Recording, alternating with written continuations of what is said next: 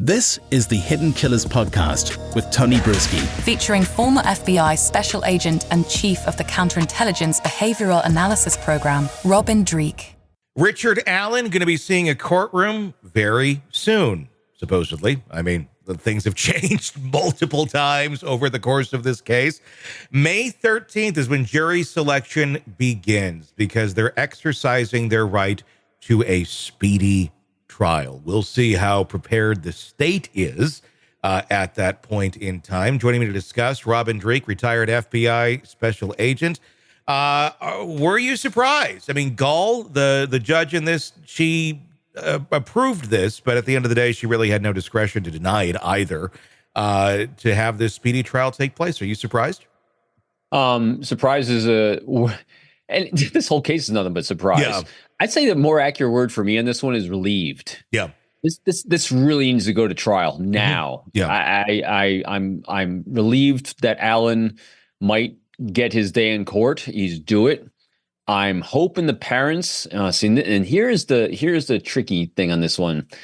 We want to see justice done for Allen, but at the same time, there's so much time passed. These parents need to be made whole, at least start on that process of the two girls, which if Allen's found innocent, there's still an empty gap in their lives. They don't know what happened. And so I'm very interested in this case. I know we have been for a while. I am really looking forward to seeing what we find out when prosecution says what they got. Yeah. And whether it's complete, whether it's accurate. I mean, it's just going to be a really interesting case to follow. And I'm glad that Gull couldn't do anything to stop the speedy trial yet.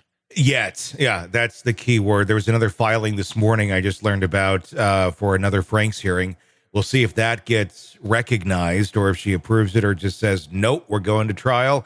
Either way, we're going to see a courtroom very soon with a lot of evidence being laid out. It's very disconcerting when you think of it this way. If, in fact, Richard Allen is innocent and he's found innocent, I mean, either way, he's getting a second trial if he's found guilty with everything that's gone on. But if he is found innocent, that means all these years of local law enforcement saying, this is our guy, completely thrown out the window. And all those years that they could have been looking and trying to find the actual person, if we assume that he's innocent, also gone out the window. And we're back at square one. And those parents wondering who killed our kids. Yeah. And that's the tragedy in this entire thing is all the missteps, perceived missteps. Mm-hmm. And that's what we'll find out during a trial, the perceived missteps of local law enforcement, the prosecution, the entire system out there, which we're supposed to have trust and confidence in. And right now we don't because of all those missteps. And at the bottom, at the very base of this, it's the parents of the two little girls that are still the ones hurting and grieving, and everyone else is just dealing with the aftermath of incompetence. And that's what this is all about at the end of the day. We lose focus of that sometimes. It's easy to with all of the bizarre missteps.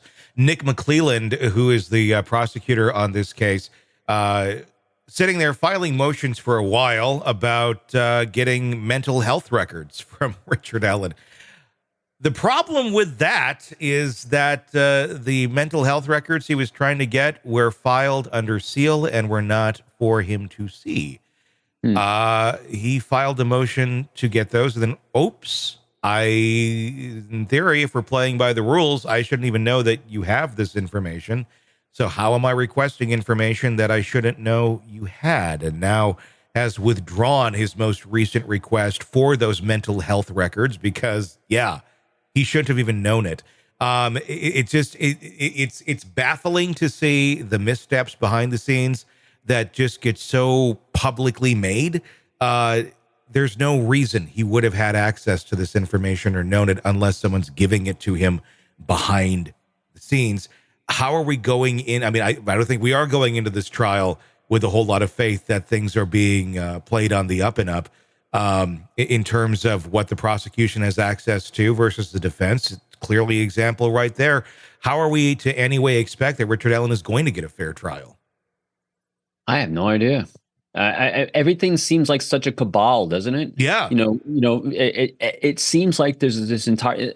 You hit it really well at the very top of the clip where you said, and if he's found guilty, he's going to be going to trial twice. Mm-hmm. Yes, the amount of appeals his defense team is going to be able to file if he's found guilty is.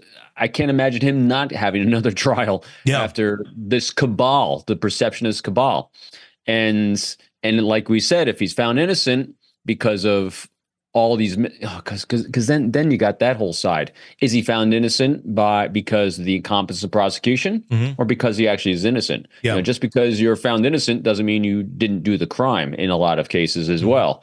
So there's so much here that these poor families have to still deal with. I keep coming back to that as the baseline. And we don't have faith in the system because they have shown time and time again to be completely perception-wise, which rules the day when you're having faith in structures and organizations of law, is really the bottom line. And we don't have faith in it out there right now. Sick of the ads? We are too. Start listening with no commercials now and get access to all of our episodes in advance of everyone else. Become a True Crime Today Premium Plus subscriber on Apple Podcasts. Search True Crime Today Premium Plus on Apple Podcasts or go to our podcast page and sign up now. True Crime Today Premium Plus. Sign up now.